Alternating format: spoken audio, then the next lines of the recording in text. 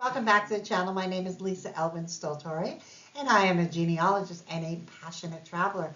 You know, when you're doing genealogy, you really are traveling, and you're traveling sometimes through time, but you're also kind of getting to know the areas that the person that you're studying lived in, because it's really important to understand that. So that is why Have Roots Will Travel came to be. Today we're going to be focusing on Michelle Duval A, episode 306. Can't believe we've done this much already. And but before we begin, let me show you ways that you can help the channel grow. And one of the best ways is by subscribing. So if you haven't subscribed, please do so. And then another way is to like all the individual videos that you see, because that helps my algorithm. That says to the YouTube world, oh, she's getting likes. She's getting, more than one like. So it helps. It really does help. And the notify button is all about you personally getting notified so that you can view the channel. And the others are more of a financial commitment. And we have the YouTube memberships that are now available. And they go from 99 cents a month through $24.99 a month. You may think that the 24 is but actually, really and truly, the $24.99 is for someone who's really doing a lot of genealogy, needs my support, gets, an hour with me every month, that sort of thing. But the 99-cent level, which is the beginner level, is actually the one where I'm like, wow, they're really supporting the channel. And so I really appreciate those of you who are supporting me at that level and above, because I really appreciate it. Now remember, all of you who are members, you need to email me and let me know what videos you would like as your bonus. So let me know those, and each of you gets a different level depending on the level that you've joined.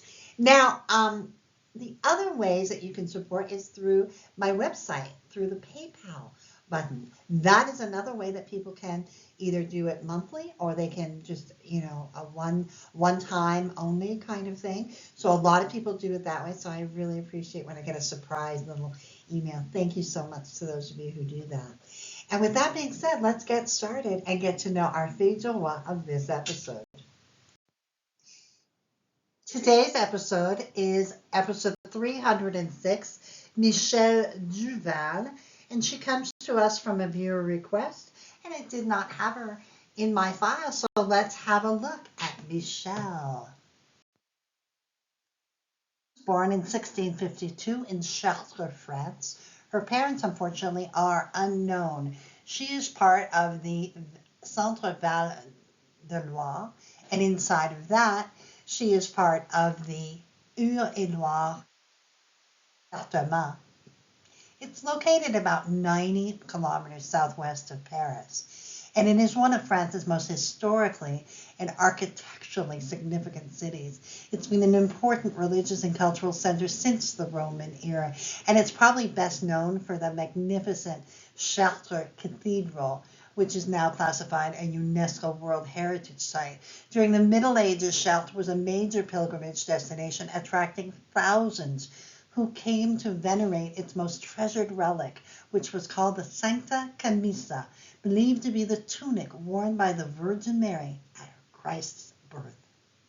Now, beyond its cathedral, Chartres was also a center of education and scholarship, home to one of the most influential medieval schools of philosophy in the 12th century. The city's economic prosperity was largely tied to agriculture and textile production, particularly the famous Bleu de Chartres, a distinctive blue dye seen in the stained glass. And the church where she would have been baptized, we believe, is the Église Sainte-Foy in Chartres, that dates back to the 12th century. Although we do not know her parents' names or what happened to them, she came to France in 1670 aboard the ship La Nouvelle France on July 31st, 1670. Groom that she would select and who would select her. His name was Pierre de Lacombe, and he was born in 1640 in Chartres, France, and his parents were also unknown. They have identical cities of birth. So this doesn't happen very often. I think it's happened once or twice before, so really, really unusual. Did they know each other? we'll probably never know, but it seems likely that at least the fact that they were both from the very same town and also baptized in the same church would tend to believe that there was a connection. Befits this couple, who we know very little of, we also don't have a marriage record. We do know that they were married sometime in 1671, probably at Saint Ours, which is where they would eventually settle. Let's see where they land. So here's a little history about Saint Ours. The Seigneurie of Saint Ours was given by Jean Talon to Pierre de Saint Ours, officer of the Regiment des Carignan-Salières soldiers. Many of Pierre's counterparts in the Carignan regiment also received seigneuries, notably de Salles and Contrecoeur. The church's registry was finally opened in 1681, and one of the very first tenants to receive land was a name by the name of François Pichonneau de la Fleur. This area was under fire from the Iroquois in 1691, and as such, the seigneury grew very, very slowly. In fact, it was not until 1703 that a mill was built.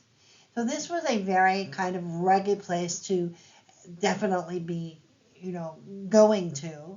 And obviously, they were among the very first pioneers in this area. In the 19th century, the Saint Ours Canal was built, linking the Richelieu River to broader trade networks and enhancing the town's economic significance. Today, the canal is a National Historic Site, celebrating its role in transportation history.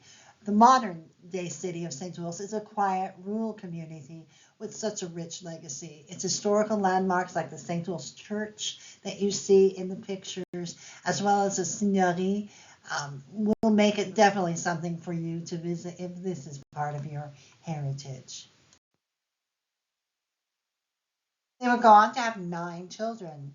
Catherine would marry François Plouffe and have 4 children, all of whom made it to adulthood.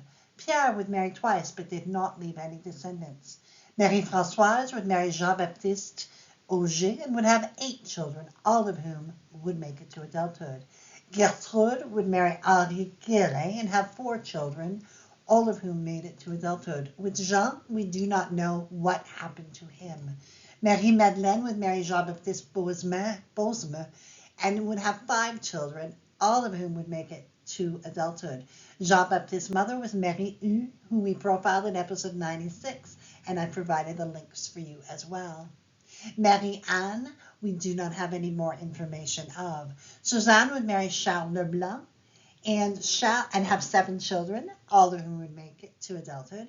Charles' mother was Anne-Suzanne Rousselet, a fille du roi, who we profiled in Fille du Roi episode 278, and I provided a link for you as well. And Jacques, we have no further information on. In the 1681 census, we find Pierre, Michelle, their children Pierre, Catherine, Geneviève, Simois, 4 arpents volants, 3 acres of land. Michelle would pass away first. She and Pierre would have been married 40 years, and she would leave us with 81 descendants as of 1729. Pierre would pass away a short 4 years later. And so ends the story of Michelle Duval.